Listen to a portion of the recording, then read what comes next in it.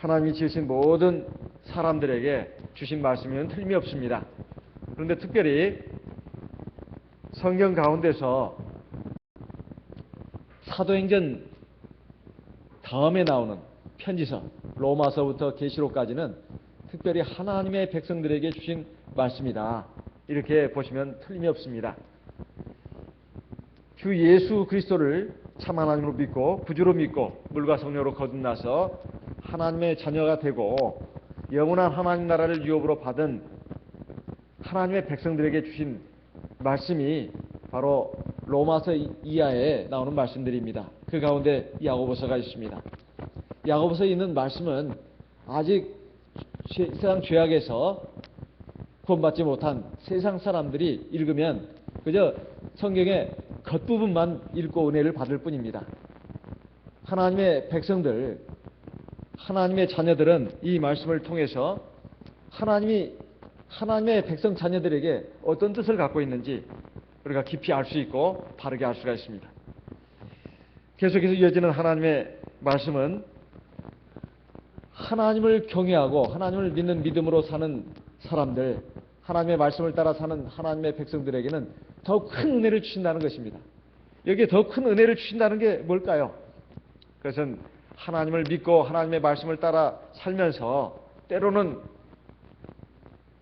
어려움에 부딪히고 또 고통스러운 문제를 만나고 손해를 보는 것 같은 그런 상황이 온다 할지라도 절대로 거기에서 당황하거나 걱정하거나 불안에 휩싸이지 말라는 것입니다.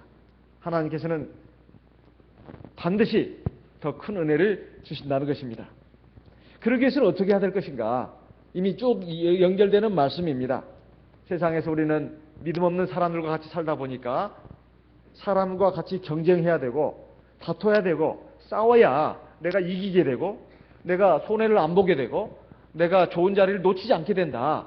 이런 식으로 살아가는 많은 사람들과 같이 살고 있다 보면 우리 하나님의 백성들도 그렇게 되기 쉽다는 것입니다.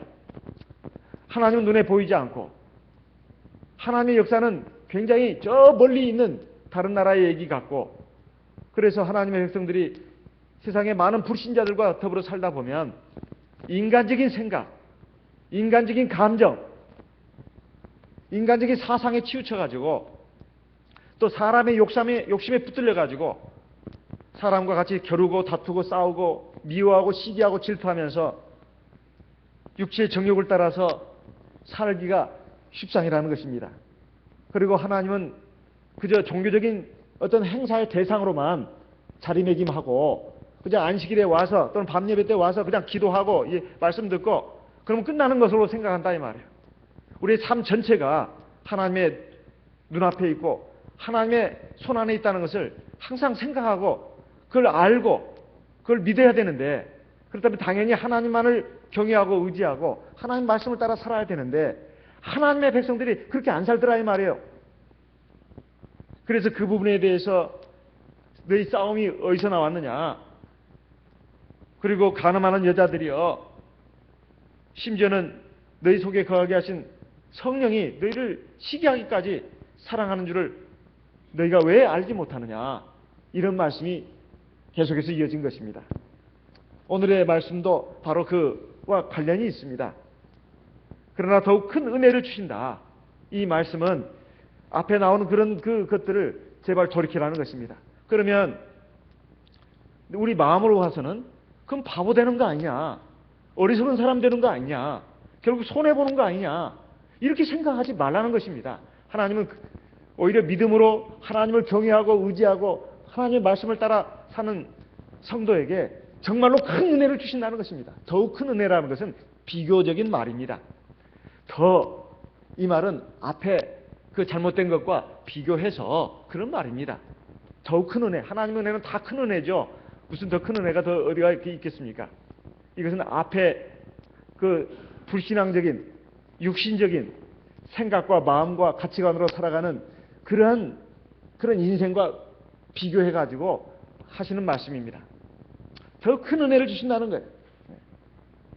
그래서 그런 은혜를 받으려면 어떻게 해야 되냐 이 말이죠.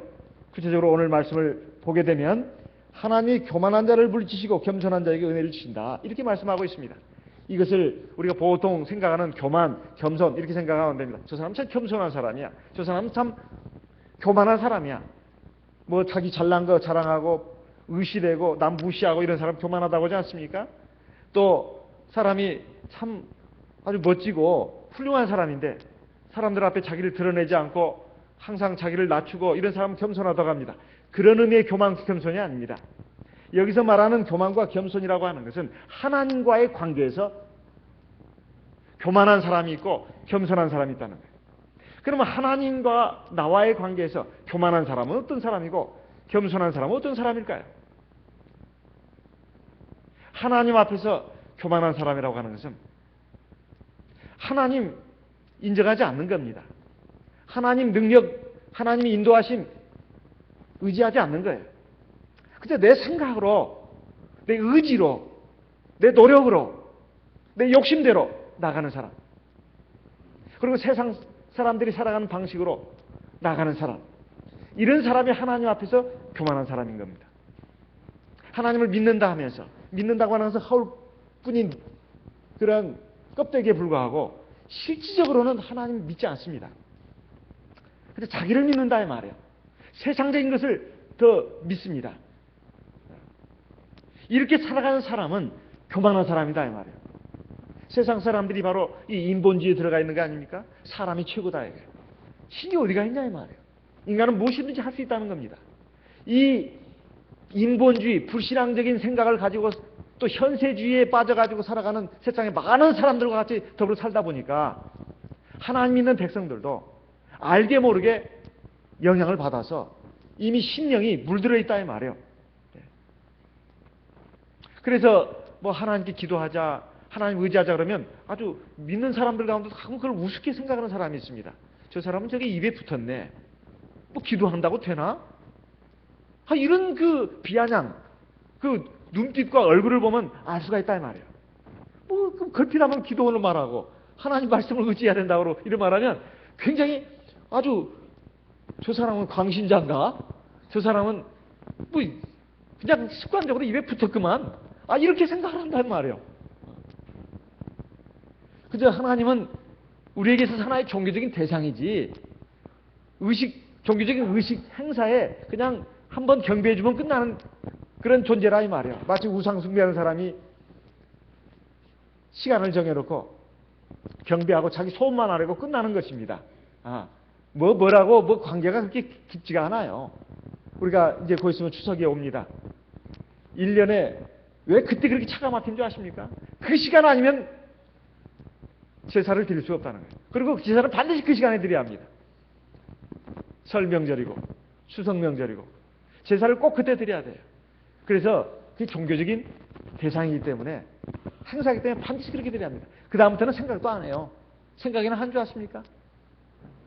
그런데 조상신 숭배만 그런 것이 아니라 세상에 많은 그 종교인들이 그런 식의 차원에 머물고 있는데 하나님의 백성들도 그러기 쉽다는 것입니다.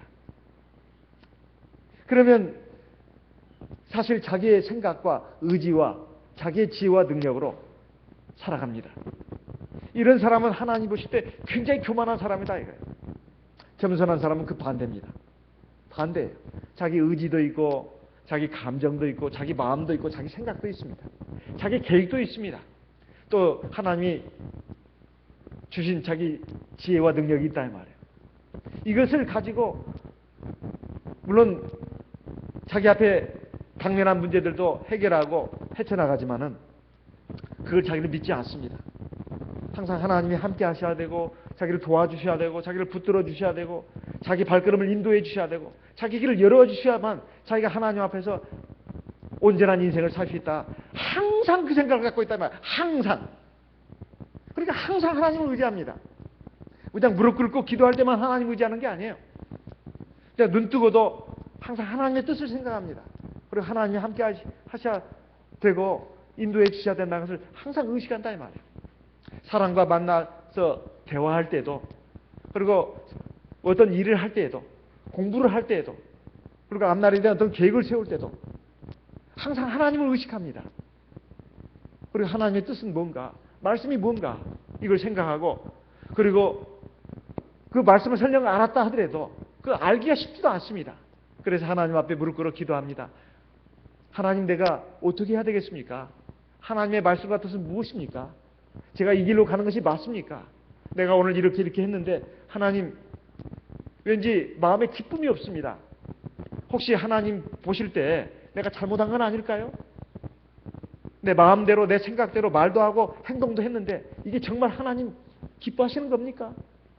이런 것을 생각을 하고 말한다 이 말이에요. 이게 신앙생활입니다. 이런 사람은 정말 하나님이 기뻐하시는 겸손한 사람이다. 그렇다 해서 자기 생각이 없어지는 게 아닙니다.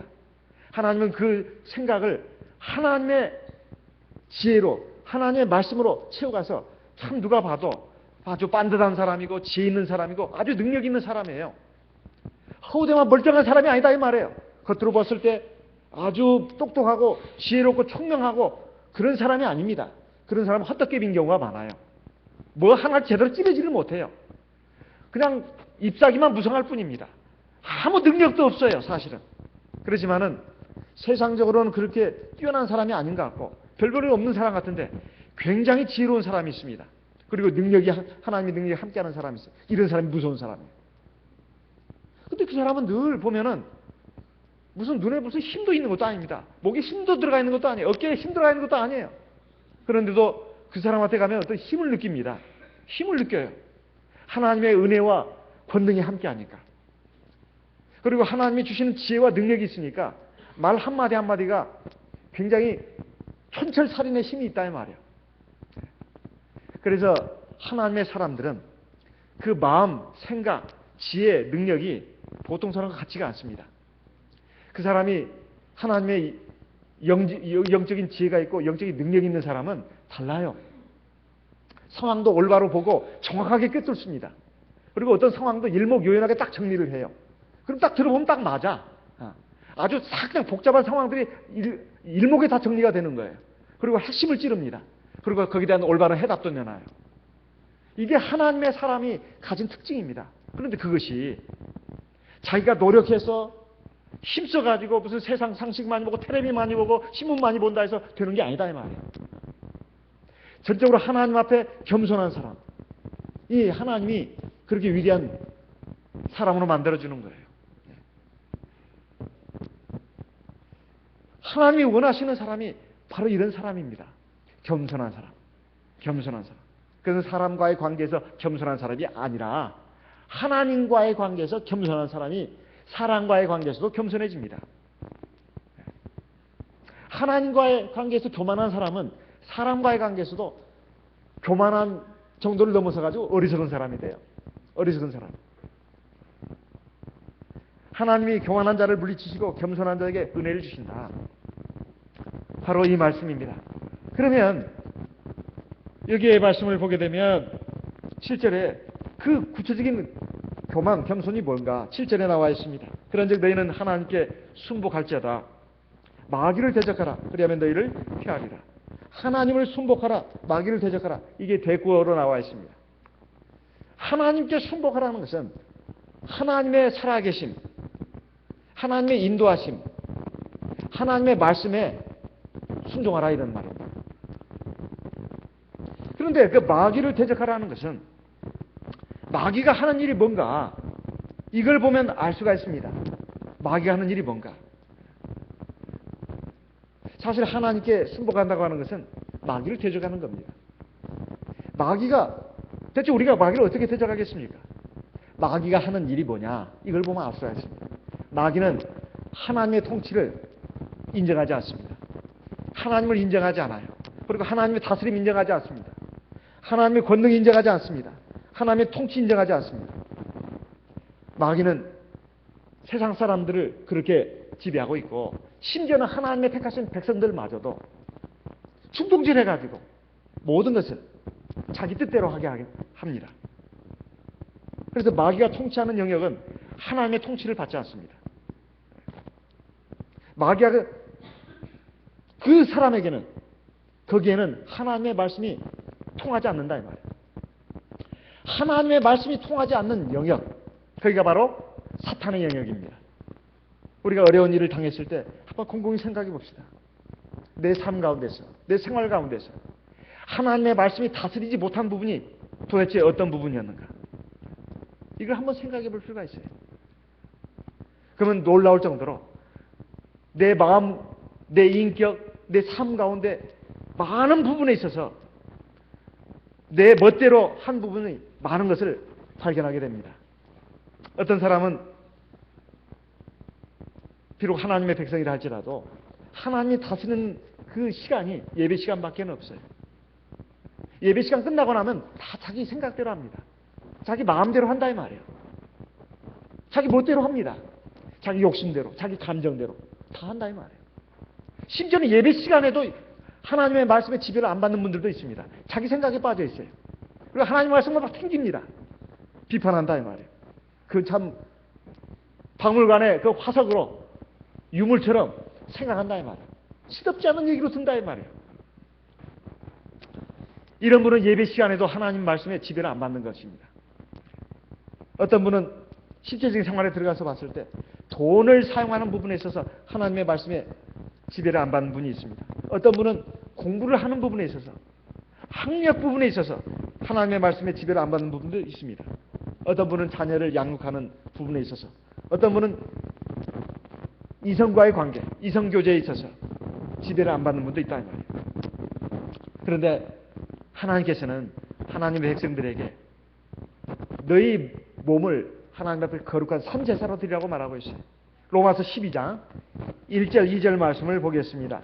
로마서 12장 1절 2절 같이 읽어보겠습니다. 로마서 12장 1절 2절 같이 읽어보겠습니다. 그러므로 형제들아 내가 하나님의 모든 자비하심으로 너희를 권하노니 너희 몸을 하나님이 기뻐하시는 거룩한 산제사로 드리라. 이는 너희의 드릴 영적 예배니라. 2절 너희는 이 세대를 본받지 말고 오직 마음을 새롭게 함으로 변화를 받아 하나님의 선하시고 기뻐하신 온전하신 뜻이 무엇인지 분별하도록 하라. 여기 보면 하나님의 모든 자비하심으로 너희를 권한다. 너희 몸을 하나님이 기뻐하시는 거룩한 산제사로 드려라. 우리 몸을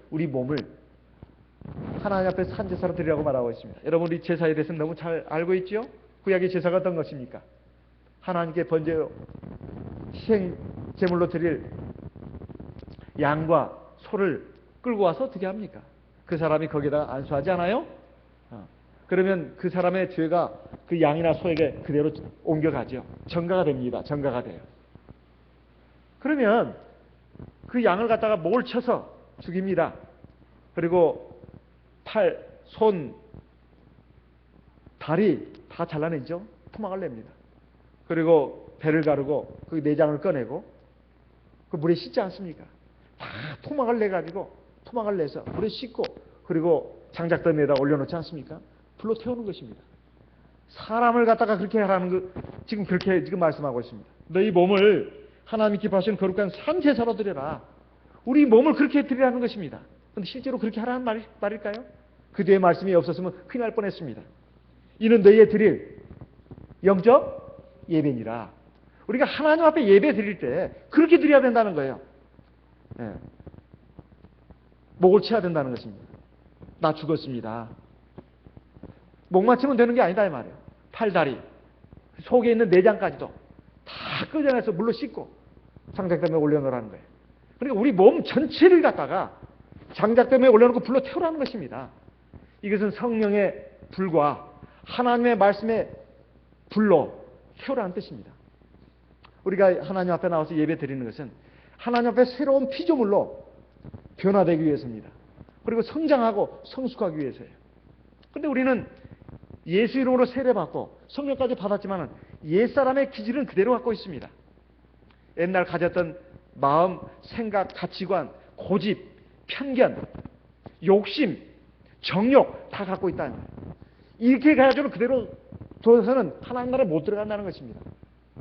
먼저 이렇게 산 제사로 드려서 우리가 영적 예배를 제대로 드린다면 우리 마음이 새롭게 변화가 되어 있습니다.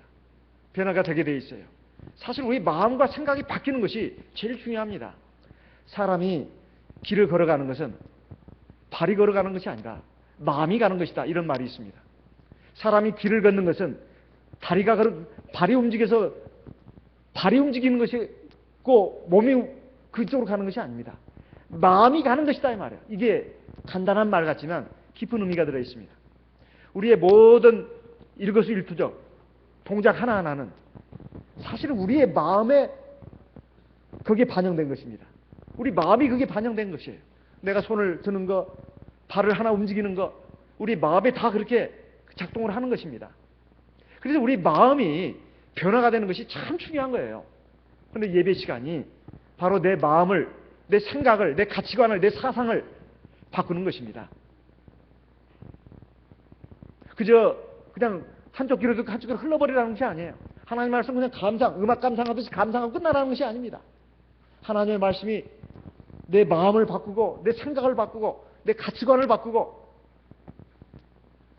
내 정욕을 하나님을 향한 올바른 열정으로 바꾸는 거, 이것이 바로 예배다 이 말이에요. 우리가 하나님 앞에서 이렇게 나갈 때 이것이 바로 마귀를 대적하는 것이다 이런 말입니다. 그런데 마귀는 우리에게 늘 속삭입니다. 뭐라고 속삭입니까?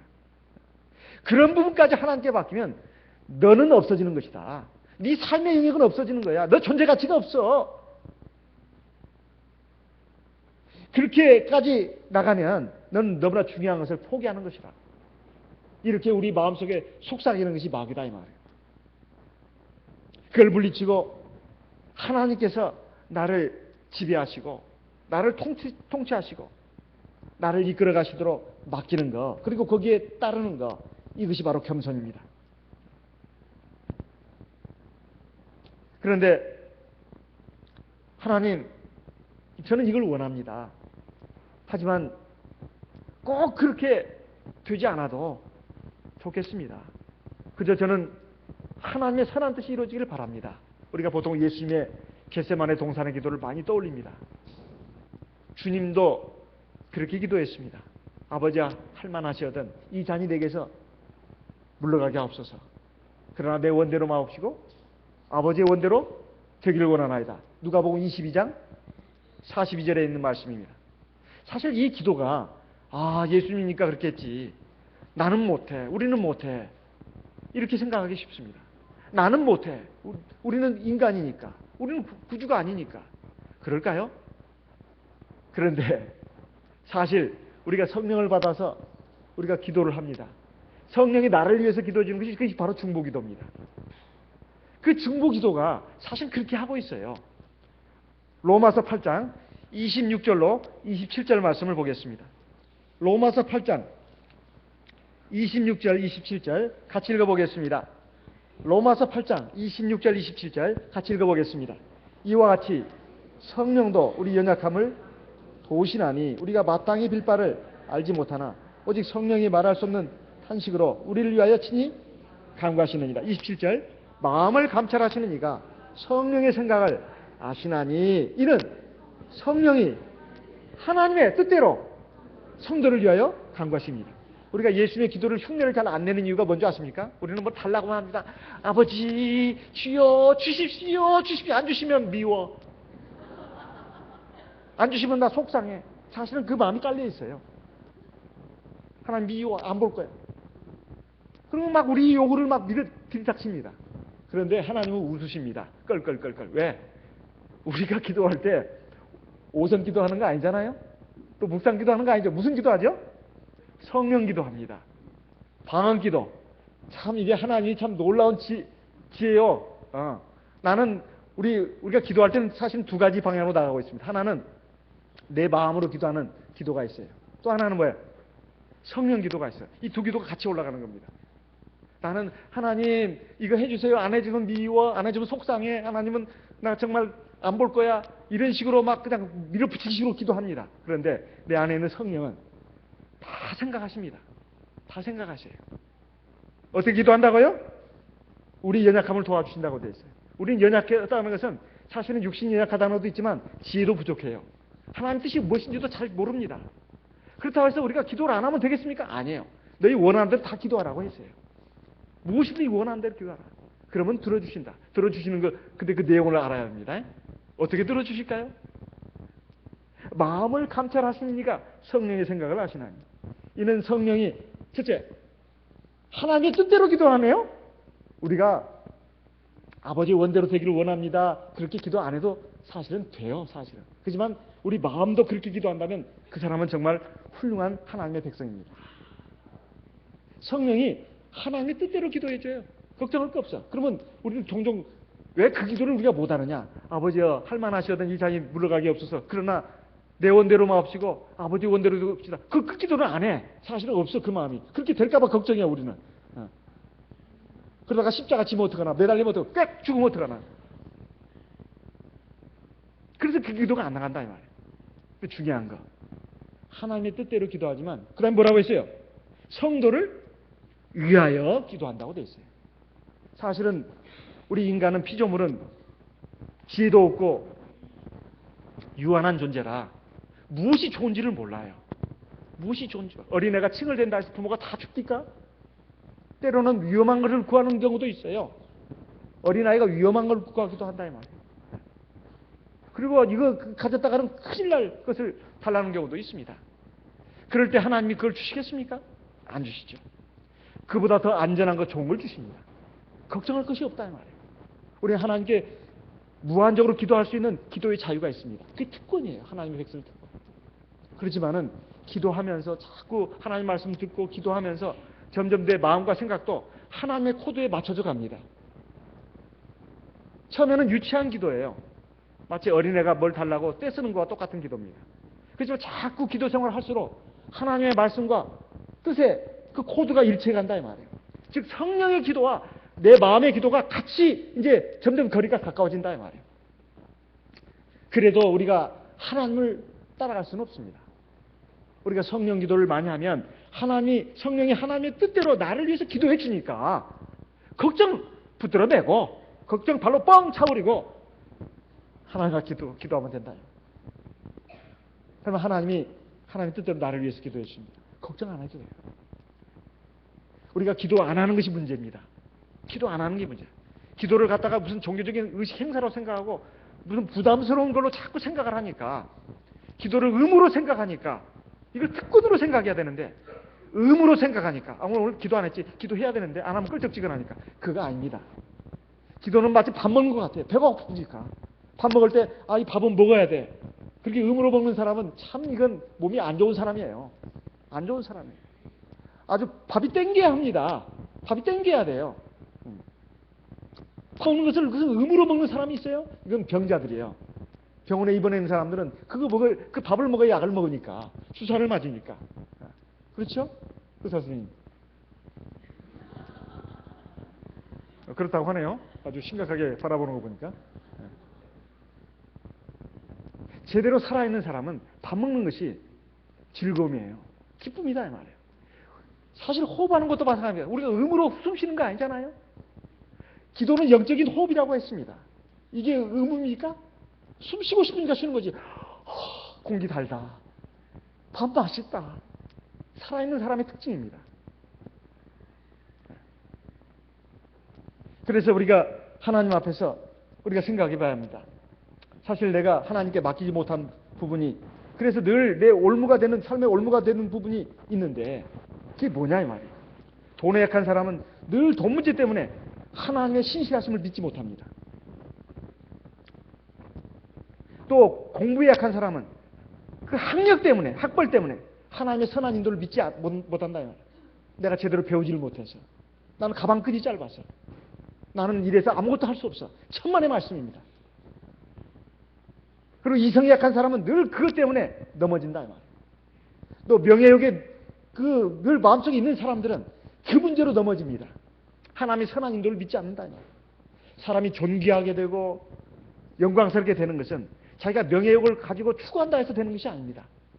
그것은 억지예요. 그건 억지입니다. 그 모래에 지은 집이에요. 사람이 정말로 존경할 만하고 정말로 훌륭하기 때문에 인정을 하고 칭찬을 해야 그게 진짜 명예인 것입니다. 근데 명예 자체를 꿈꾸는 사람들이 있다 이 말이에요.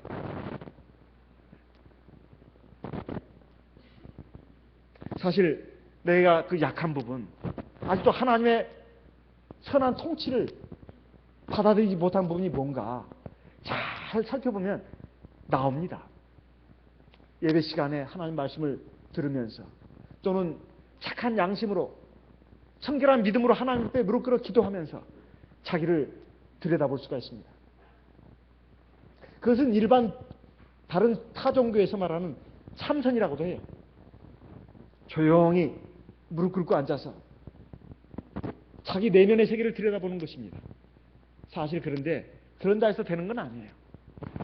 거룩하고 온전하신 하나님 앞에서 그걸 거울로 삼아서 자기를 비춰봐야 합니다. 그래야 나오는 것이죠. 우리가 마귀를 대적하고자 할 때 그것은 실제로 무슨 영적인 마귀와 싸운다는 거 그런 개념으로 생각하면 아주 이건 공허한 것이 되기가 쉽습니다. 그리고 어떤 사람과 다퉈 싸운다. 저 사람 마귀야. 싸워야 돼. 심지어 어떤 사람 뱀을 잡는 사람도 있어요. 청주교회 어떤 분은 처녀 시절에 뱀이 사탄이라 해가지고 뱀을 본 쪽쪽 그냥 때려잡아가지고 집에다 이렇게 걸어놓기도 하고 그랬답니다. 그럴까요? 사실 마귀라고 하는 것은, 마귀를 대적하라고 하는 것은 거기 숨어있는 정신, 그 가치관을 말하는 겁니다. 사람의 마음속에 마귀가 잘못된 생각, 잘못된 마음, 잘못된 가치관을 갖도록 조정하고 있다 이 말이에요. 이게 바로 마귀입니다. 마귀를 대적하라고 할 때 이것은 사람과 다투거나 싸우라는 그런 말이 아닙니다.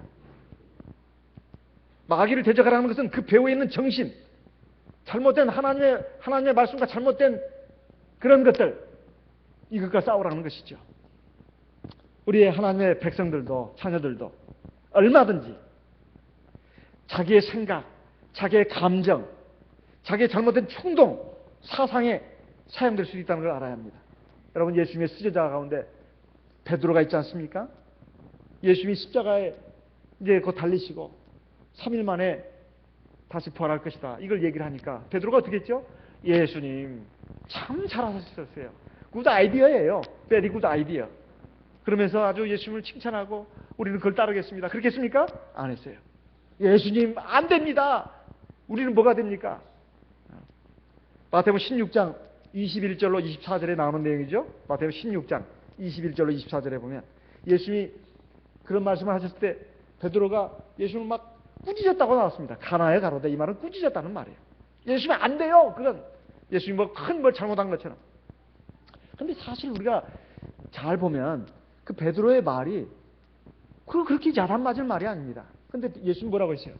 베드로를 보면서 사단아 물러가라. 너는 나를 넘어지게 하는 자로. 아니, 우리가 인간적으로 얼마든지 할 수 있는 말입니다. 베드로의 말은 우리가 얼마든지 인간적으로 생각하면 용납할 수 있는 말이다 이 말이에요. 근데 예수님은 강하게 야단쳤습니다. 그것도 내끼놈 그 정도가 아닙니다. 사탄이라고 말했어요. 사탄아 내리로 물러가라. 너는 나를 넘어지게 하는 자라. 하나님의 말씀과 뜻에 어긋나는 말은 아무리 인간적으로 좋은 말이라도, 그리고 인간적으로는 용납될 수 있는 말이라도 그건 사단의 말이다 이 말이에요.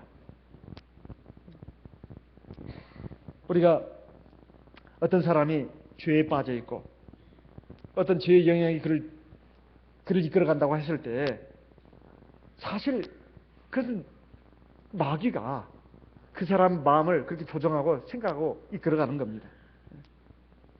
우리가 싸우는 것은 사실 마귀와 싸우는 것이고 어둠의 주관자와 싸우는 것입니다. 그 에베소 6장에 있는 말씀 아니겠습니까? 우리의 싸움은 혈과 육에게 속한 것이 아니라 하늘에 있는 악한 영들과 싸우는 것이라고. 그 악한 영들이 사람의 마음, 생각, 가치관, 사상 이것을 지배하고 조종하는 거 아니겠습니까? 사람의 육체의 정욕을 지배하는 것이 아니냐 이 말이에요. 그래서 우리가 하나님 앞에서 겸손하게 되고 교만한 인생이 안 되려면 바로 하나님의 선한 통치, 하나님의 말씀의 뜻에 나를 복종시키는 사람이 되어야 된다는 것입니다. 그리고 또 더불어서 계속해서 말하고 있습니다. 야고보서 4장 뭐라고 말씀하고 있을까요? 하나님을 가까이 하라. 그러냐면 너희를 가까이 하시리라. 이렇게 말씀하고 있습니다. 하나님 앞에서 겸손하게 되는 것뿐만 아니라 하나님 앞에서 하나님을 가까이 하는 사람이 되라고 지금 권면하고 있습니다. 야고보서 4장 8절 하나님을 가까이 하라 그리하면 너희를 가까이 하시리라. 하나님을 가까이 하라 그리하면 너희를 가까이 하시리라. 이것이 바로 하나님 앞에서 겸손하게 되는 그런 또 하나의 방법입니다. 우리가 누군가를 가까이 한다 할 때 우리가 어떻게 합니까? 서로 자주 만나지 않습니까? 교제하지 않습니까? 우리가 어떤 정말 그 가까이 하는 사람에게는 그 중요한 일, 그것까지도 다 털어놓고 다 얘기합니다. 그리고 그에게 대해서 관심을 가집니다. 이것이 가까이 하는 겁니다. 하나님을 가까이 한다는 거 하는 것은 무엇보다도 하나님에 대해서 관심을 가져야 된다 이 말이에요. 이 일에 대해서 하나님은 어떻게 생각하고 있을까? 하나님께서 중요하게 생각하는 것은 무엇일까? 하나님은 지금 내가 이렇게 행동하고 있는 것에 대해서 어떻게 생각하실까? 그걸 생각하는 겁니다. 그것이 바로 하나님을 가까이 하는 것이다 이 말이에요. 그리고 하나님께 관심이 있는 사람은 하나님이 하시는 말씀에 대해서 흥미를 가진다 이 말이에요. 우리가 어떤 사람을 가까이 하게 되면 그 사람 말을 듣고 싶습니다. 그리고 나도 그 사람의 말하고 싶어요. 그 사람 말을 듣는 게 뭡니까? 우리가 하나님과의 관계에 있어서 하나님을 가까이 한다는 것은 하나님의 말씀을 자꾸 듣고 싶은 거예요. 하나님께서 뭐라고 말씀하시나? 그럼 나도 하나님께 말씀하고 싶습니다. 그건 기도입니다. 이것이 바로 하나님을 가까이 하는 겁니다. 우리가 사도행전을 보게 되면 에디오피아로 돌아갔던 6월절 절기를 지키고 에디오피아로 돌아간 구스넷이 그가 마차에서 흔들리는 마차 안에서 성경을 보고 있지 않았습니까? 그것도 이사야서 예수님이 어린 양으로 오셔가지고 우리를 위해서 죽으실 것을 예언한 내용 그 부분을 보고 있었습니다. 흔들리는 마차 안에서 그때는 비포장도로입니다. 그 얼마나 어려운 상황입니까? 그래서 지체가 높은 사람이 우리는 보통 차 타면서 뭘 못 본다는 분이 많습니다. 멀미가 난다고. 그런데 그 당시는 이거 비포장도로입니다. 그것도 마차입니다. 그거에서 성경을 본다는 것은 평상시에 얼마나 성경을 보는 사람이겠습니까? 그런데 성령께서 빌립을 감동해가지고 그에 가까이 다가가겠습니다. 그래가지고 그에게 참 구원의 복음을 전하게 한 거 아닙니까? 그러면서 그 사람이 빌립의 말에 그 읽고 있는 성경을 깨달을 수 있느냐 그러니까 가르치는 사람인데 어떻게 다 깨닫겠느냐? 내가 가르쳐 주겠다고. 빌립이 거기서 말씀을 가르쳐 주니까 그대로 받아들이지 않습니까? 첫째 신앙이 있는 사람이었고 겸손한 사람이었다 이 말이에요. 신앙과 겸손은 같이 가는 겁니다. 그래서 겸손해라 사실은 이렇게 말할 필요도 없어요. 하나님 앞에서 바른 신앙을 가진 사람이라면 그건 가르칠 필요가 없는 겁니다. 사실은 윤리나 도덕도 하나님과의 관계에서 신앙이 바로 서면 가르칠 필요가 없는 거예요. 그런데 그 사람이 그걸 받아들여가지고 여기 물이 있으니 내가 세례받게 어떤 문제가 있겠느냐. 거기서 바로 세례를 받지 않았습니까? 우리가 보통 하나님의 말씀은 뒷전이고 보통 세상에서 사람들이 하는 일에 우리가 정신이 팔려 있는 경우가 많습니다. 그리고 그냥 눈앞에 펼쳐지는 일이 너무나 많고 복잡하니까 그거 그냥 막 정신없이 뛰어다닙니다. 그리고 하나님의 말씀은 그냥 별로 관심이 없다. 이런 사람은 사실은 바쁘기만 바쁘고 잎사귀만 무성하지 나중에 열매가 없어요. 사람이 지혜로운 사람은 일을 줄이고라도 하나님을 가까이 합니다. 일을 줄이고라도. 유대인들이 하는 말이 있습니다. 하루 종일 도끼로 장작을 패는데 쉬지 않고 10시간 일한 사람. 그 사람이 팬 장작의 개수와 50분간 패고 10분 쉬고 50분 패고 10분 쉬고 그렇게 한 사람의 나중에 장작 팬 양이 어느 것이 많겠느냐. 후자라는 거예요. 후자. 우리가 안식일을 지키는 거 손해보는 것 같습니다. 그리고 매일매일 하나님께 기도하는 거 무릎 꿇는 거 이거 마치 시간 손해보는 것 같아요. 천만의 말씀입니다. 오히려 더 능률이 더 많이 오르고 그리고 하나님이 결정적으로 그 나중에 성과를 보게 되면 훨씬 그 사람이 많은 것을 이루게 한다 이 말이에요. 그래서 우리가 하나님을 가까이 하는 것이 굉장히 중요합니다. 그리고 기도하는 것도 즐거워져야 합니다. 아까도 말씀드렸습니다. 그리고 하나님을 가까이 한다고 하는 것은 죄를 당연히 싫어하게 되어 있습니다.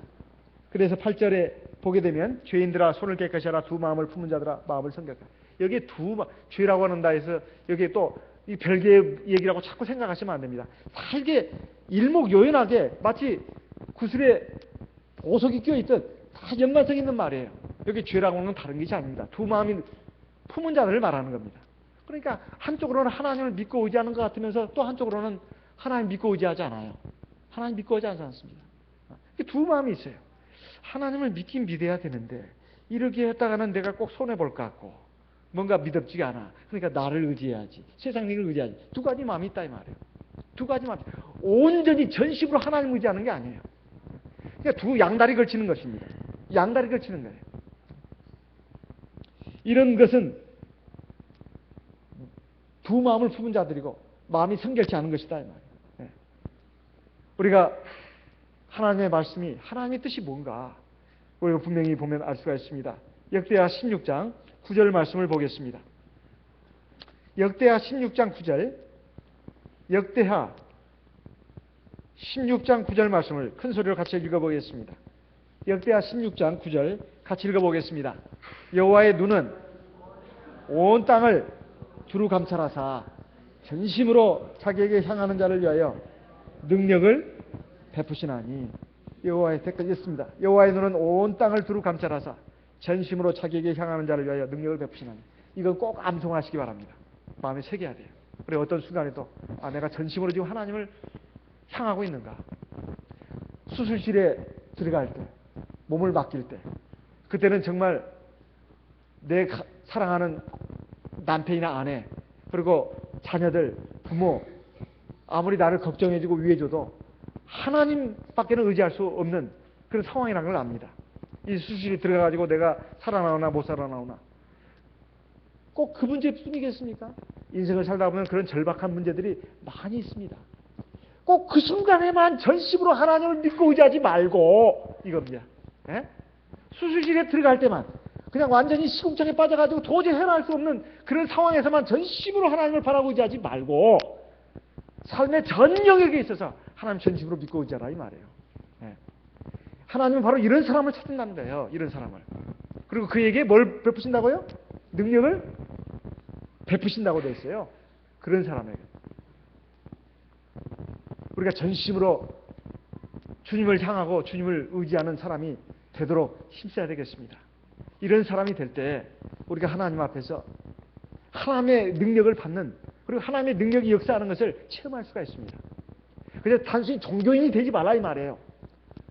종교인들은 그겁니다. 그 종교 일에 가서 예배 드리고 끝나요. 그리고 자기 식대로 살아가는 겁니다. 그리고 그때 가서 또 회개하고 그리고 또 자기 식대로 살아가는 거예요. 그러지 말라 이거예요. 사람이 무슨 로봇이냐 광신자냐. 광신자라도 괜찮습니다. 그 광신자가 아니에요. 우리가 음식 먹는 거 우리가 숨 쉬는 것이 그게 광신자입니까? 하나님은 지금 바로 그걸 얘기하고 있는 겁니다. 너의 생명 너의 모든 것들 내가 다 갖고 있다. 이게 당연한 게 아니겠냐 이 말이에요. 그게 광신자라고 그렇게 폄하할 일이 아니다 이 말이에요. 그리고 야고보서가 마지막으로 말하고 있는 내용이 뭡니까? 9절에 나와 있습니다. 슬퍼하며 애통하며 울지어다. 너희 웃음을 애통으로 너희 즐거움을 근심으로 바꿀지어다.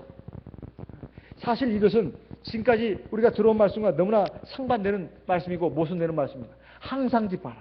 쉬지 말고 기도하라. 범사에 감사하라. 아니 이거 언제는 기뻐하고 감사하라 해놓고서 이게 뭐야? 당황스럽네. 갑자기 당황스러워졌죠. 고객님 당황하셨어요? 이런 말도 있는데 이거 우리가 당황할 만한 내용입니다. 그렇죠? 당황할 만한 내용. 슬퍼하며 애통하며 울지어다. 너희 웃음을 애통으로 너희 즐거움을 근심으로. 이게 뭔 말이요? 이것은 우리가 잘 이해해 앞에 말씀과 다 연관해서 이해해야 합니다. 하나님을 그렇게 전심으로 믿고 의지하지 않아도 하나님 말씀에 온전히 순종해 살지 않아도 그렇게 살다 이 말이죠. 그리고 돈도 잘 벌어요. 세상적으로 잘 됐어요. 하나님 꼭 하나님 나중에 우리가 천국에 들어갈 때나 필요하지 그러면서 그냥 아빠 그렇게 하나님 전심으로 의지하지 않고 하나님 말씀에 온전히 따라서 살지 않더라도 생활이 넉넉한 거예요. 하는 일도 재밌고 즐겁습니다. 그러니까 이런 사람을 향해서 지금 강력하게 경고하는 것입니다. 너희는 슬퍼하고 애통해야 할 사람들이다. 너희 웃음을 애통으로 바꿔야 되고 너희 즐거움을 근심으로 바꿔야 된다. 이놈들아. 그런 사람에게 주신 말씀입니다. 주신 말씀. 지금 자만에 빠져 있다는 거예요. 왜, 뭐 때문에 네가 웃고 있고 즐거워하느냐. 이것은 잘못된 것이다. 이거예요. 우리가 살다 보면 집도 생기고 또 차가 갔다가 좋은 차도 생기고 그리고 어떤 좋은 학교에 들어가고 좋은 직장에 들어가고 그러면 마음이 아주 푸근해지고 넉넉해집니다. 그리고 긴장을 푼다 이 말이에요. 아이고 살만하네. 야고보 사도는 이런 사람들이 그래서 뭐라고 하냐, 바보들이라 이거예요. 바보들이라. 지금 그런 상황이 아닌데 희낙낙 걸고 웃고 있다 이 말이죠. 이것은 바보들이에요. 만약에 우리가 하나님 앞에서 그런 것으로 만족해버린다면 이건 사실 하나님을 알지 못하는 사람과 별반 차이가 없다는 것입니다. 우리는 더욱 큰 은혜를 사모해야 된다는 거예요. 물론 작은 것들 감사해야 합니다. 하지만 그것 때문에 우리가 거기에 만족해서 주저앉아 버린다면 이것은 잘못된 것이다 이거예요. 많은 사람들이 되게 나무가 상처 없이 성장하는 것에 매달리고 있습니다. 게다가 더 높이 키우지 못해서 안달이다 이 말이에요. 우리 인생이 그와 같다는 것입니다. 그저 상처 없이 잘 크기를 바라고 그리고 더 높이 크기를 바랍니다. 그래서 사람들이 우와 원더풀 이렇게 하기를 바란다 이 말이에요. 그런데 사실은 성장보다는 깊이가 중요합니다. 땅 위에 나무를 보면 참 아름답습니다. 잎도 많고 꽃도 피고 또 새가 둥지를 틉니다. 그런데 그 땅속은 말입니다. 아주 캄캄하다 이 말이에요. 그 나무가 그 땅에 들어가 있는 그 부분, 그 밑동이라고 하고 뿌리라고 합니다. 그 벌레도 많고 바위투성이고 공기도 희박합니다. 숨조차 쉴 수가 없어요. 그래도 뿌리는 아래로 내려가야 됩니다. 아래로 깊이 내려갈수록 나무는 더 튼튼하게 자라고 높이 뻗어 올라갈 수가 있어요. 뿌리가 내려가는 만큼 위도 더 잘 자라는 것입니다. 나무도 더 건강해지는 거예요. 이게 뭔 말입니까? 우리가 살다 보면 여러 가지 그 기쁨과 즐거움도 있습니다. 그래서 어떤 사람은 기쁨의 종류를 세 가지로 말했습니다. 하나는 플레저, P-L-E-A-S-U-R-E 알고 혀가 꼬꾸라지려고 그러네요. 일단 해피니스, 그리고 joy 이 세 가지가 있다고 그래요. 근데 플레저라고 하는 것은 감각적인 쾌락이라는 것입니다. 그리고 해피니스는 정신적으로 기분이 좋은 걸 말하고 joy는 J-O-Y joy는 깊은 깨달음에서 오는 그런 즐거움이라는 거예요. 근데 플레저라는 것은 마치 그 음식을 먹는 것과 같다는 거예요. 그것도 한계가 있습니다. 계속 먹으라면 배가 터져서 죽습니다. 질려서 못 먹어요. 해피니스는 뭐냐? 코미디 같은 걸 보는 거예요. 개그 프로 보는 거예요. 근데 조이라고 하는 것은 뭐냐? 고통을 통해서 얻어지는 기쁨과 즐거움이라는 것입니다. 깊은 고통을 통과해야 조이를 얻는다는 거예요. 그래서 우리가 사실 행복해지려면 고통을 체험해야 된다는 거예요. 그걸 통해서 내가 내 한계를 알고 내 연약함을 알고 그리고 하나님을 경외하고 의지하게 되고 하나님의 말씀을 따라 사는 것이 참 행복이다. 이걸 알게 된다는 것입니다. 우리 하나님의 백성들은 우리가 세상을 살아가면서 플레저를 얻을 수도 있고 그리고 해피니스를 얻을 수도 있지만 진정한 조이, 기쁨을 얻을 수 있는 사람이 되어야 된다는 거예요. 그러려면 절대로 하나님 앞에서 자만해서는 안 된다는 겁니다. 다윗이 목동 때 늘 하나님을 경외하고 의지하고 사모했던 것처럼 그는 왕이 돼서도 그 마음과 자세를 버리지 않았습니다. 목동 때 가졌던 하나님을 향한 신앙, 그 신실함을 그가 왕이 돼서도 절대 버리지 않았다는 거예요. 그러니까 하나님이 내 마음에 합한 자라고 말한 겁니다. 물론 한두 번의 죄도 졌고 잘못도 있었습니다. 그렇지만 그는 하나님 앞에서 그것도 통절한 마음으로 회개를 했습니다. 그래서 내 마음에 합한 자고 내가 너를 통해서 내 왕국을 세우겠다. 이렇게 말했습니다. 우리가 살다 보면 어려울 때는 하나님의 은혜를 사모합니다. 눈물 콧물 흘려가면서 하나님 제발 나를 살려주세요. 나를 구원해 주세요. 그래가지고 그것이 이제 어떻게 해결되면 하나님을 향한 그 간절한 마음이 사라진다 이 말이에요. 그때는 막 지푸라기라도 잡는 심정으로 하나님께 매달리고 하나님께 기도도 하고 막 그렇게 했지만은 이제 그것이 어느 정도 해결되고 나면 하나님을 향한 간절함이 사라져 버립니다. 이건 안 된다 이 말이에요. 이것은 정말 바보가 되는 것입니다. 그는 더 큰 하나님의 은혜의 문턱 앞에서 주저앉는 것과 똑같다 이 말이에요. 사실 우리가 하나님 앞에 받아야 될 은혜는, 더 큰 은혜와 영광은 그 뒤에 지금 있습니다. 우리가 세상에서 어떤 기쁨과 즐거움을, 만족을 누린다 하더라도 사실은 이것은 우리가 장차 맞이할 엄청난 영광과 비교할 수 없는 것입니다. 그래서 고린도후서 4장 17절로 18절에 보면 우리가 지금 받는 환난에 경한 것이 장차 올 중요한 영광을 이루는 것이다, 이렇게 되어 있습니다. 고린도후서 4장 17절 18절에. 그리고 로마서 8장 17절 18절에도 마찬가지입니다. 우리가 그리스도와 함께 영광을 얻기 위하여 고난도 받아야 된다. 이 같은 말씀입니다. 로마서 8장 17절로 18절이나 고린도후서 4장 17절로 18절이나 같은 맥락의 말씀이에요.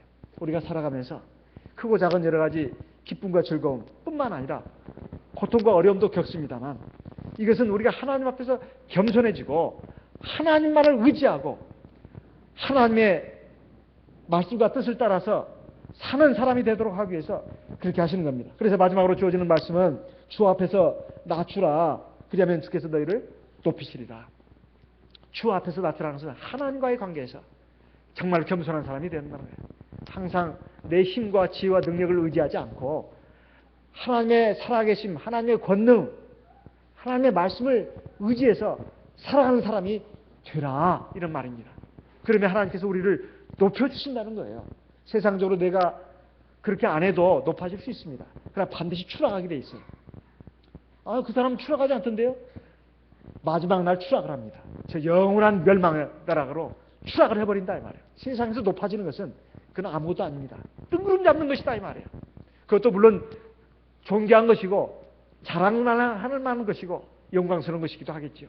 하지만 그것은 오래 못 갑니다. 마치 꽃의 아름다움이 얼마 못 가듯이 세상의 영광이라든가 세상의 기쁨과 즐거움이라는 것은 오래 못 가는 것입니다. 마치 꽃의 아름다움과 같아요.